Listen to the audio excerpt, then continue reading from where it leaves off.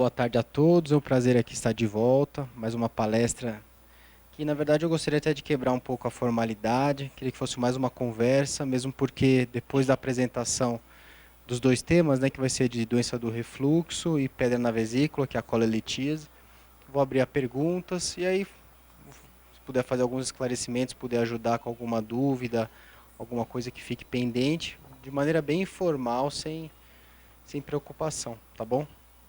Então, vamos lá. Então, os dois temas que eu vou falar um pouquinho são... Vou falar mais perto, né?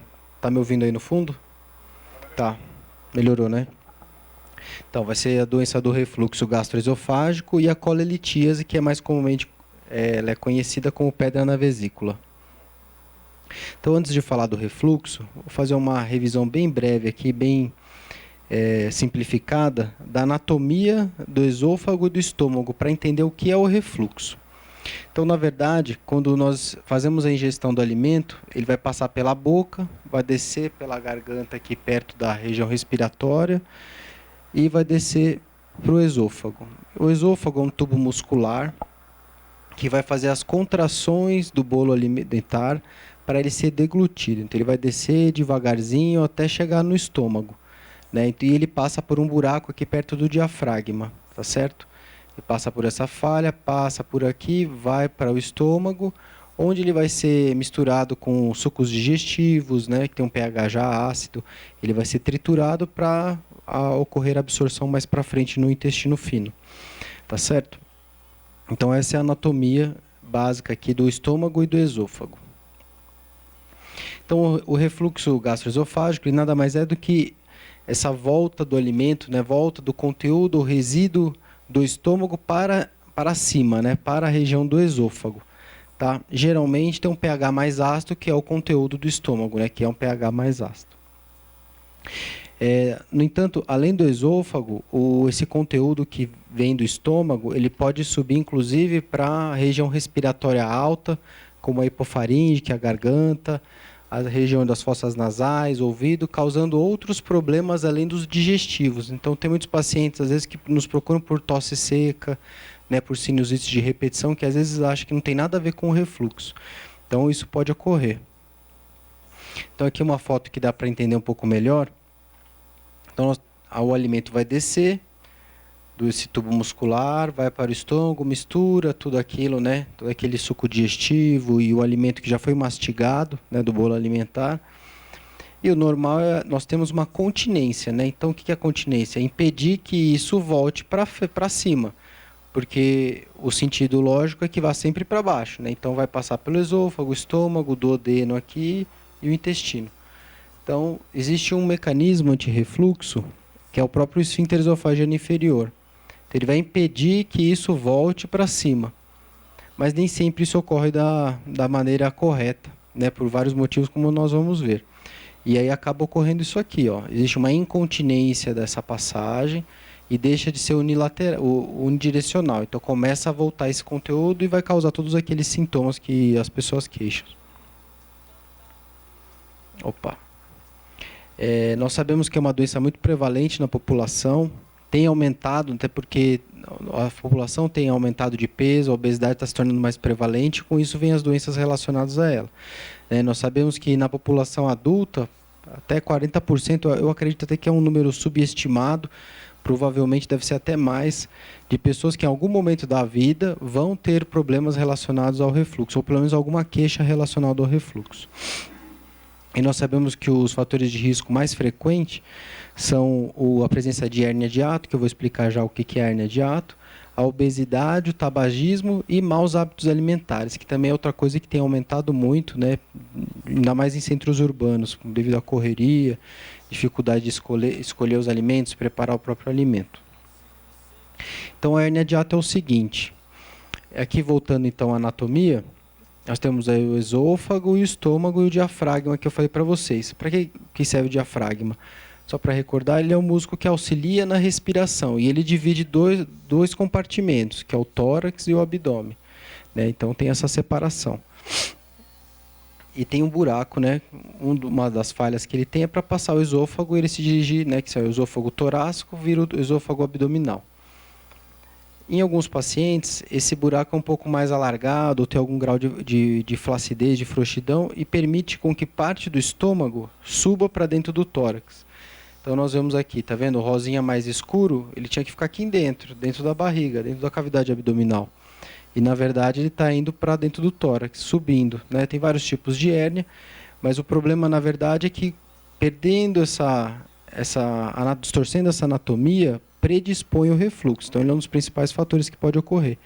Pode ter refluxo em quem não tem hérnia de hiato? Pode, são outros fatores, entendeu? Mas ela é um dos fatores de risco que até a pessoa às vezes chega para nós e fala: tá, o que eu posso te ajudar? Qual que é o seu problema? Ele fala: eu tenho hérnia de hiato. Ele não fala que tem refluxo, entendeu? Na verdade, a hérnia de hiato é um fator de risco para o refluxo. E quais são os sintomas, né? O mais comum deles, os dois mais comuns que nós chamamos de as queixas típicas, é a pirose e a regurgitação, né? O que é a pirose? É essa queimação perto do peito, queimação retroesternal. E a regurgitação é voltar na boca. Às vezes não volta só o alimento, volta um azedo, um gosto ruim, entendeu? Tem pessoas até que têm problemas de mau hálito, né?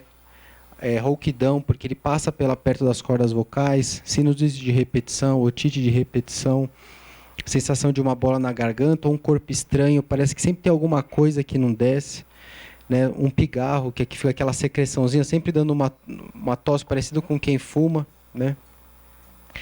E aquela tosse crônica, né? Tosse seca crônica, que geralmente é no período noturno, né?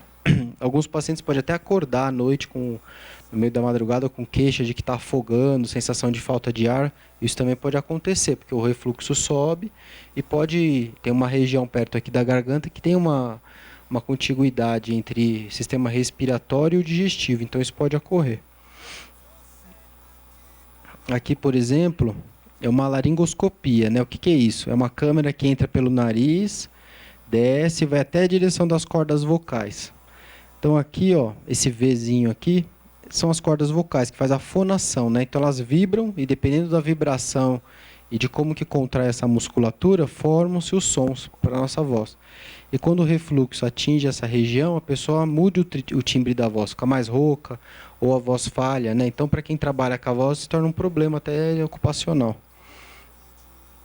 E como que é feito o diagnóstico? O diagnóstico é clínico, né? Nós temos exames que são a endoscopia digestiva alta e a pH-metria de 24 horas, que eles ajudam a fazer o diagnóstico, confirmam o diagnóstico, vê a intensidade da doença, mas o diagnóstico é clínico. Então aqui nós temos a endoscopia, que é o quê? Ela é um tubo, né, com uma câmera na ponta, tem canais de trabalho, em que permite que possa ser feito biópsias ou uma melhor investigação, né? Na ponta dessa luzinha aqui tem um canal de trabalho, que é como se fosse uma pincinha para pegar fragmentos se houver necessidade. E ele introduzido pela boca, o paciente é sedado, né? Ele está dormindo, ele não vai lembrar de nada, né? Porque olhando assim parece uma coisa horrível, né? Mas a pessoa é sedada, não vai lembrar de nada. E aí você consegue visibilizar, né, as doenças do esôfago e do estômago.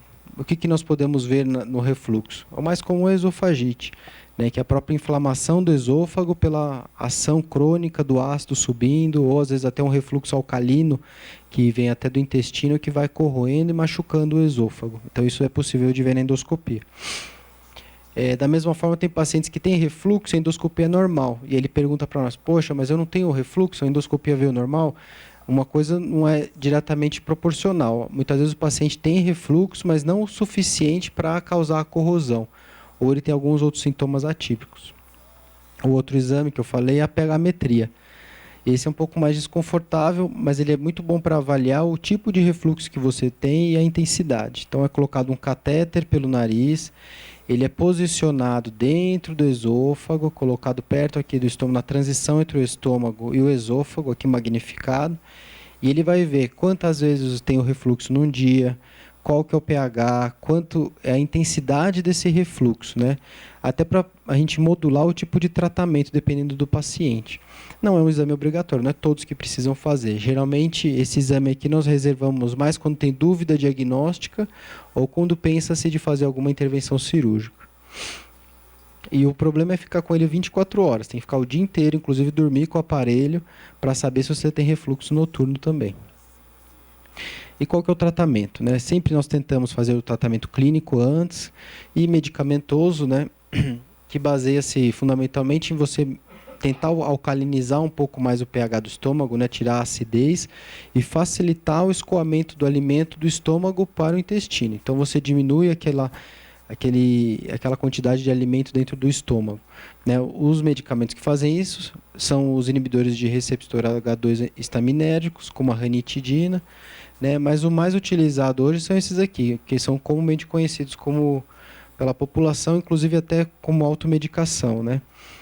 Que é a classe do omeprazol, que é o omeprazol, pantoprazol, rabeprazol, esomeprazol, lansoprazol. Então tem vários medicamentos dessa classe que podem ser utilizados de 1 a 2 vezes por dia, né? Que ele vai diminuir essa secreção de ácido pelo estômago e diminuindo dessa forma a agressividade do refluxo quando ele ocorre. Outro medicamento, outra classe de medicamentos, são esses procinéticos, que vai melhorar o esvaziamento do estômago. Então, quando a pessoa come, ele vai acelerar esse trânsito para frente, diminuindo, então, a quantidade de alimento que pode ser submetido ao refluxo. Dentre essas medicações tem a domperidona, metoclopramida, bromoprida, tem vários. Mas não é só remédio, né? O que eu falo sempre para os pacientes é que a gente não pode ficar enxugando o gelo. Você pode dar medicação, mas se você não mudar os hábitos alimentares e comportamentais, não adianta, porque vai melhorar pelo tempo que toma o remédio, 1 mês, 2 meses, 3 meses. É só tirar o remédio que volta tudo.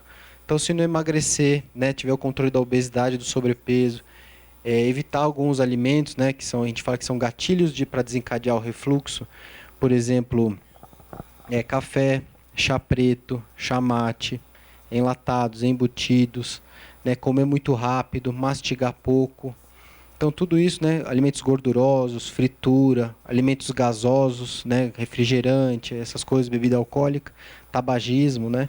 Então, se não houver esse controle do que é ingerido, do que você acaba colocando no seu dia a dia, o medicamento vai ajudar naquele período, né?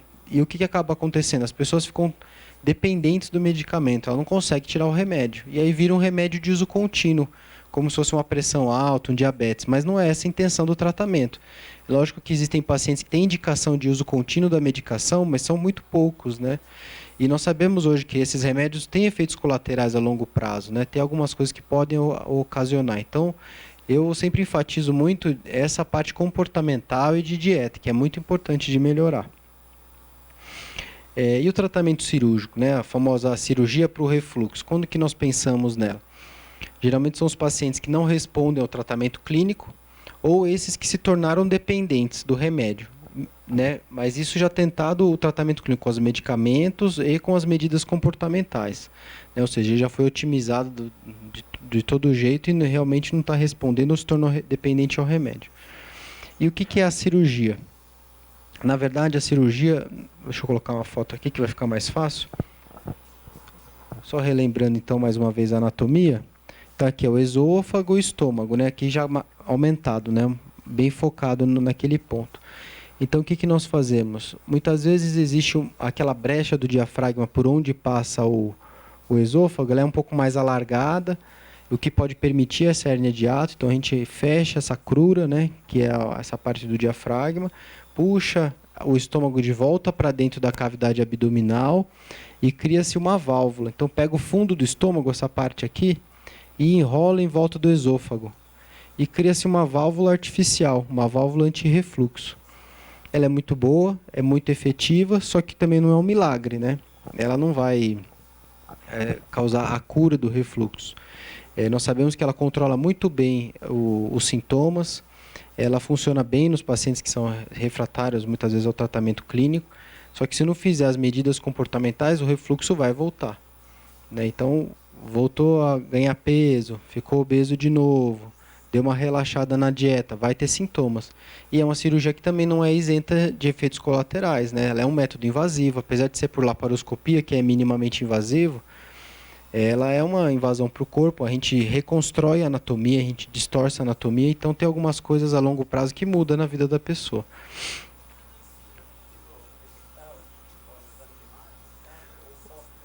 O, o que? pelos métodos de imagem, pela endoscopia. Tem tomografia V também, mas o que a gente mais usa é endoscopia mesmo. Então tá bom. Então, em princípio, sobre refluxo é isso, aí depois a gente volta para ver mais dúvidas, mais perguntas. Então, agora entrando no outro tema, que é a colelitíase, a pedra na vesícula. Também vou revisar um pouco aqui sobre a anatomia para ficar mais fácil de entender. Então, nós temos aqui o fígado, que fica do lado direito do abdômen, né, no quadrante superior direito. A vesícula biliar, que é como se fosse uma bolsinha de bile. O pâncreas e o intestino, né? Aqui é o duodeno, que é o começo do intestino fino. Então, o que nós vemos aqui? Que o fígado vai produzir a bile, né? Não é a vesícula que produz bile, né? Tem muita gente que acha isso, até quando opera e tira a vesícula, vai pergunta: o que vai acontecer com a minha bile? Não vou produzir mais? Na verdade, quem produz sempre é o fígado. Então, o fígado produz a bile, ela vai passar pelos ductos biliares, aqui, e vai em direção ao intestino. Então, a bile tem esse sentido. Qual que é a função da vesícula, então, né? Por que nós temos? Na verdade, a vesícula armazena a bile. Então, a bile vai gotejar aqui no... Tá vendo a gotinha dela? Vai gotejar para o intestino para ajudar a emulsificar as gorduras, facilitando a absorção de gordura e facilitando a absorção de vitaminas lipossolúveis, né? Aquelas vitaminas relacionadas à gordura. E a vesícula nada mais faz do que armazena a bile para quando nós precisamos de grande quantidade de bile numa digestão. Então, por exemplo, uma feijoada, um churrasco, alguma coisa assim, você come muita gordura de uma vez, ela vai jogar grande quantidade de bile de uma vez, porque ela é uma parede muscular, ela tem a ação de contrair. Então, ela contrai e joga. Sabe aquela perinha que faz do esfígmo, de medir a pressão? É aquele formato ali. É uma perinha que contrai e aí ela ejeta a grande quantidade para ajudar na absorção de gordura, junto com as enzimas do pâncreas, né? Que também auxiliam a absorção de gordura, de proteínas, né? Então tá certo. E o que seria a colelitíase? Nada mais é do que pedras no interior da vesícula, né? Ela tem esse formato sacular e o que acontece? Por algum motivo, tem vários fatores de risco, eu vou mostrar aqui para vocês, mas não vou me aprofundar muito. Existe uma perda da solubilidade da bile. Então, a bile deixa de ser líquido. Ela é espessa, né? A bile é um líquido espesso, só que ela tem uma solubilidade suficiente para passar nesses pertuitos dos canais da bile. Ela perde parte dessa solubilidade e começa a precipitar dentro da vesícula. E esse precipitado, ele vai se aglutinando e formando os cálculos. É igual você pegar um copo, começar a colocar giz dentro. No começo, a água fica branca e o giz se dissolve. Mas vai chegar um ponto que vai precipitar no fundo. É a mesma coisa. E a partir do momento que começou a precipitar e formar os cálculos, a gente considera que a vesícula é doente, né? Ela não tem mais a função dela. Então, ela vai sempre produzir cálculos. Então, não é uma coisa que a gente vai dar um remédio e vai resolver o problema, né? Então, ela perdeu a função de solubilidade e de contração. Então, lembrando que a bile é produzida pelo fígado, não a vesícula. E os principais fatores de risco para isso ocorrer são esses aqui, que são mulheres em idade fértil, geralmente dos 40 para cima. Lógico que existem casos de pessoas jovens, homens e tudo mais, mas esses são os mais comuns. Pacientes relacionados a sobrepeso e obesidade, pacientes grávidas, dieta rica em gorduras, dieta rica em colesterol ruim, que são as gorduras saturadas geralmente. Pacientes que têm história familiar para cálculo biliar, né? Ou seja, você vai perguntar para o paciente, fala, estou com pedra na vesícula. Aí ele falou, sua mãe tem também? Ah, minha mãe operou. Ah, minha tia, minha irmã, minha prima, alguém, geralmente tem algum familiar que já teve também. Que a gente sabe que existe um fator predisponente genético. Diabetes, presença de diabetes, perda de peso muito rápido, né? O protótipo disso são obesos que fazem cirurgia bariátrica. Então é muito comum nós pegarmos pacientes pós-cirurgia bariátrica e aí eles perdem muito peso rápido e aí forma cálculo biliar. E aí tem que tirar a vesícula também. Pode perguntar. O diabetes ele vai mudar a contratilidade da vesícula e muda até o teor da bile, né? Ele muda. Então é um fator de risco também. E dieta pobre em fibras. Então aqui é um caso já com muitos cálculos, né? A vesícula aberta. Nós vemos aqui que é um saquinho bem fininho, tá vendo? com centenas de cálculos dentro. Geralmente esse é o cálculo típico, que é um cálculo de colesterol. É um cálculo amarelado, que se apertar ele é mole, ele se fragmenta. E são múltiplos, né? Você vê aqui que tem vários tamanhos. Nós temos os microcálculos e os cálculos maiores, né? Eles podem ser desde 3 milímetros até 3, 4 centímetros, né? Eu já vi cálculos que preenchiam a vesícula toda. É um cálculo único, porque uma vai grudando na outra e vai formando um cálculo bem grande. E quais são os sintomas? A maioria das vezes as pessoas não sentem nada, né? O cálculo está lá e o diagnóstico é feito por um exame de rotina. Às vezes vai fazer um exame ginecológico, né, ultrassom de abdômen e acaba diagnosticando. Ou vai fazer uma tomografia de tórax, acaba cortando parte do fígado para avaliar e identifica. Então, ela é diagnosticada por métodos de imagem e, na maioria das vezes, são achados de exame. Mas quando a pessoa já começa a ter sintomas, ela geralmente, o clássico é a pessoa ter dores no hipocôndrio direito, que é o lado direito, aqui onde fica o fígado e a vesícula. São dores em cólica, ela vem em ciclos e em crises, geralmente desencadeadas por alimentos gordurosos. Tem alguns pacientes que desencadeia a crise de dor até pelo cheiro. Então, muitas vezes ele nem come nada, está numa churrascaria, vai acompanhar alguém. E aí tem a crise cólica biliar.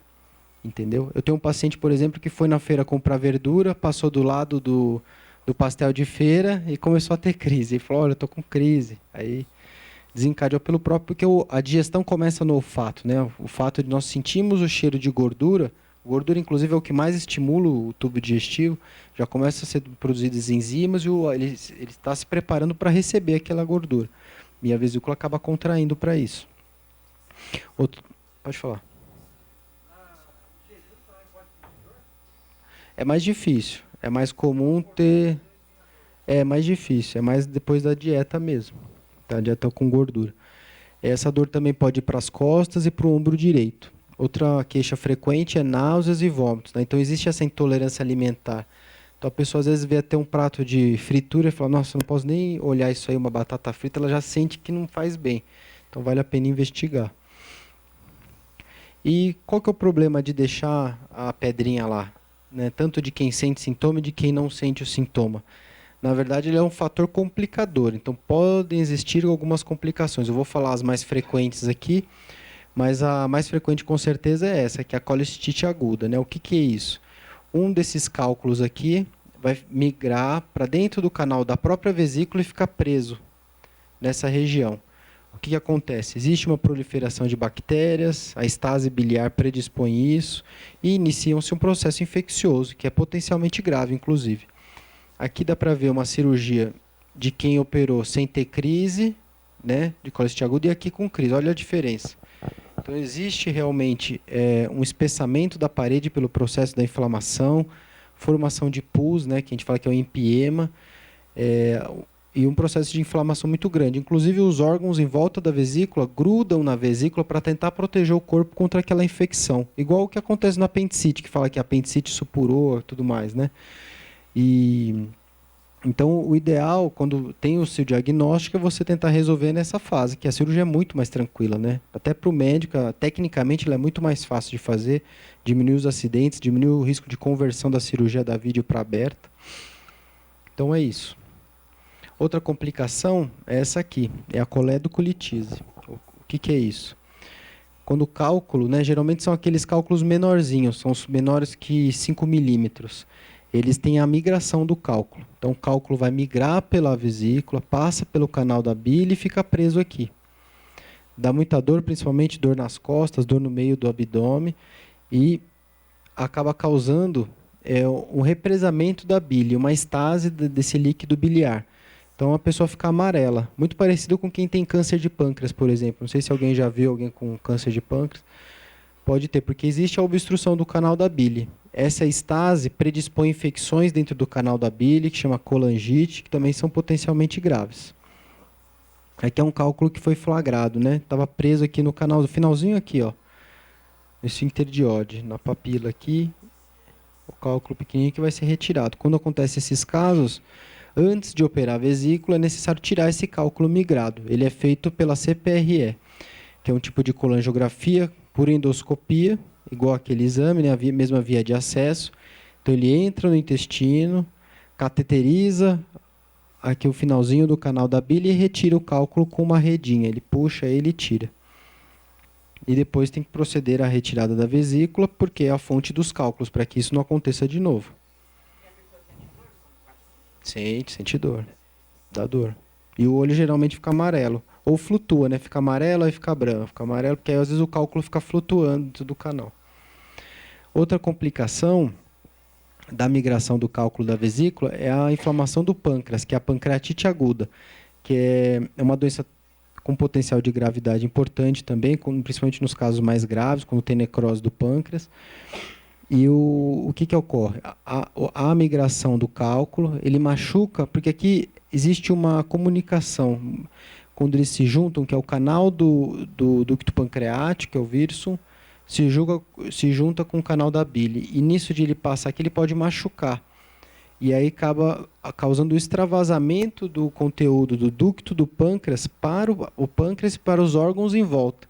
E lembrando que o suco pancreático ele é rico em todas aquelas enzimas digestivas para corroer carne. Então ele vai corroer isso aqui você, entendeu? Então ele vai corroer, ele começa uma digestão local, então ele começa a dissolver o parênquima do pâncreas, dissolver os órgãos. Então é uma coisa que assim, a maioria dos casos é uma pancreatite aguda leve, que melhora só com hidratação e jejum de alguns dias, mas quando ocorre uma extensão de necrose importante, isso o paciente tem que proteir, tem que ficar sob cuidados intensivos e é potencialmente grave mesmo, a pancreatite aguda. E o tratamento nesses casos, né? Então, como é que você trata a vesícula com pedras? A cirurgia é o tratamento de eleição. Né? Existe muita coisa na mídia, na internet, falando de tentar dissolver o cálculo, de tentar tomar alguns preparados gordurosos para induzir a migração do cálculo, entendeu? Mas nada disso tem embasamento científico, né? Nenhuma medicação conseguiu comprovar isso. Inclusive, a gente não quer que o cálculo migre, porque se migrar aí vai dar uma das complicações que nós não queremos.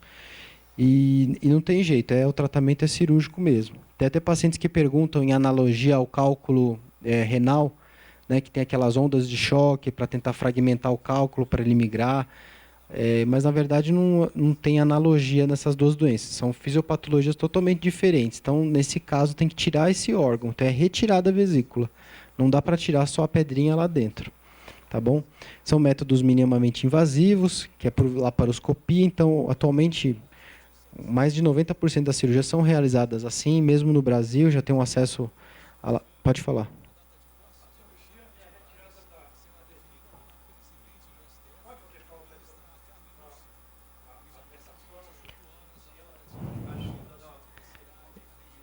Isso, é uma boa pergunta. Isso é uma pergunta frequente, né, que os pacientes fazem. Na verdade, a bile continua sendo produzida, só que ela vai cair em gotejamento no fígado. Isso, vai direto. Então, o que ocorre no começo? Né? Então, vai ter que existir uma modulação do organismo a esse gotejamento de bile. Então, tem pacientes que no começo tem mais diarreia, porque aquela bile fica gotejando. Tem pacientes que se tornam intolerantes à gordura nos primeiros meses. Então ele fala, tá tudo bem, não sinto nada, mas é só comer um churrasco, comer um alimento mais gorduroso ou muito doce, que doce é gordura, né, principalmente confeitado. Ele comendo esses doces, ele vai sentir um estufamento, né, que é uma distensão abdominal, vai ter dificuldade de digestão, pode ter diarreia, mas isso é tudo adaptado, né? Então é um órgão que ele tem a função dele, mas existe uma adaptação do organismo a essa retirada. Né? Então não vai ter um prejuízo de função, entendeu? Pode perguntar. No primeiro mês, não. Nem é recomendável, né? Então, vai sendo introduzido aos poucos para indo titulando isso, vendo a tolerância do paciente, entendeu? Tanto é que... Pode falar. Na maioria das vezes, não precisa. Não precisa. Ele consegue se adaptar, entendeu? Ele consegue se adaptar. E também não tem prejuízo de absorção das vitaminas relacionadas a essa gordura, que também é outra pergunta. Não tem esse prejuízo, não. Então, é o método minimamente invasivo, né? A colestectomia por vídeo. Nós usamos as pinças de laparoscopia, os trocáteres para entrar na cavidade abdominal. Aqui é um desenho só para ilustrar um pouquinho, né? Que nós fazemos as incisões pequenas aqui de 5 a 10 milímetros. Existem já possibilidade de fazer incisões menores, até de 3 milímetros. Então, aqui é uma câmera, então olha a vesícula lá dentro, nós ligamos os vasinhos, o ducto cístico, e retiramos por um dos buracos a vesícula, tá vendo? Então a gente fica sempre olhando para uma televisão, que a gente fica olhando a imagem que é projetada da câmera dentro do abdômen. Quem quiser ver a cirurgia na íntegra, é só colocar no YouTube meu nome, que eu tenho um vídeo lá que eu deixo sempre para quem quiser olhar a cirurgia, ver como é que é. Ela está inteira lá, foi uma cirurgia tranquila. Então é bem, para quem quiser exemplificar e ver, é bem interessante. Pode perguntar.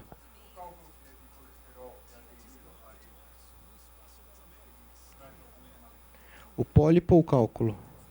Ah, é pólipo, né? Tá. O pólipo, boa pergunta. Na verdade, nós temos a seguinte conduta, né? Nós sabemos que nem todos os pólipos vão virar cálculos e nem todos os pólipos vão dar problema, né? Então, ele não é necessariamente uma indicação cirúrgica de urgência. Falou, não, você precisa operar. Na verdade, o que nós fazemos? Cálculos acima de 1 centímetro, nós indicamos cirurgia direto. Por quê? Porque existe um fator de risco para poder ser câncer de vesícula, né? Que às vezes esse pólipo não é de colesterose, é outra coisa. Né? Pólipos menores que 5 milímetros, nós acompanhamos por imagem, que é um exame simples, que é o ultrassom de abdômen, que é pouco invasivo, e que ele vai ser realizado no começo de 6 meses, depois anualmente, para ver se o cálculo aumentou, se o pólipo aumentou.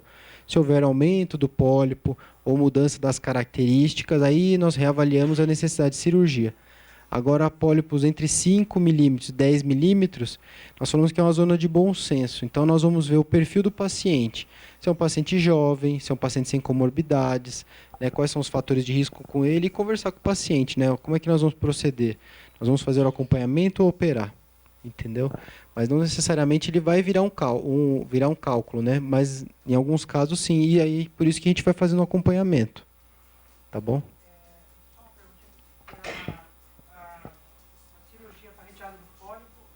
É igual, é igual, é. É igual, porque aí a vesícula está com aquele problema de solubilidade que eu falei, né? É o mesmo processo.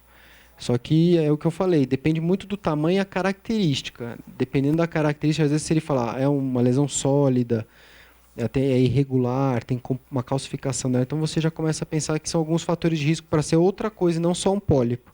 Vesícula em porcelana, que nós falamos, ou uma calcificação da parede, ou alguns pacientes têm antecedente de câncer de vesícula na família, que é um câncer bem agressivo. E aqui só comparando a via de acesso, então, que é a vídeo e a aberta, nós temos os trocáteres, que são esses tubos de aço que nós colocamos, ou de plástico, né, se forem descartáveis, dentro da cavidade abdominal. E nós entramos com uma câmera lá dentro e pinças auxiliares para manipular a vesícula e fazer a instrumentalização lá dentro.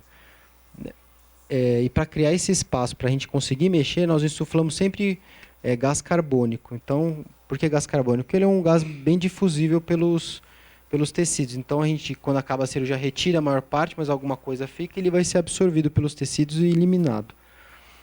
Já na via aberta, é um corte, né? É um método muito mais invasivo. Existe secção de fibras musculares, de inervação.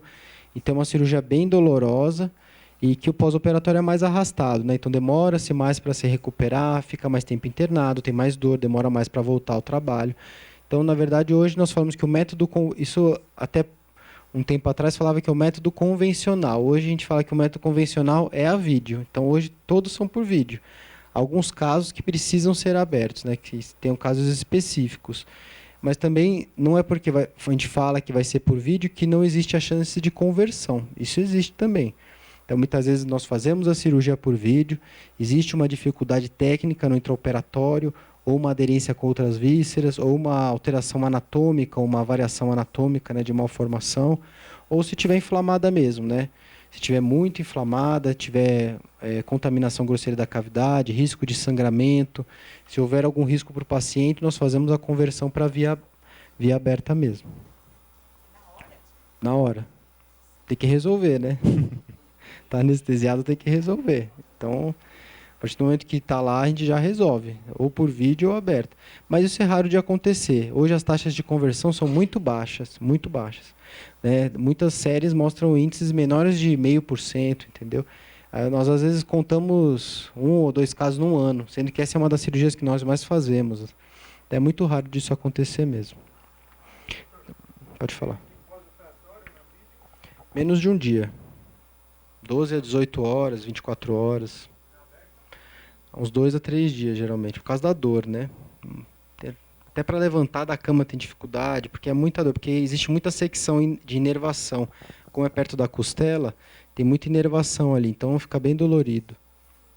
Tá bom? Então eu queria abrir agora para perguntas, tanto sobre refluxo, como pedra na vesícula, saber de algum caso, alguma dúvida. Então, fica à vontade.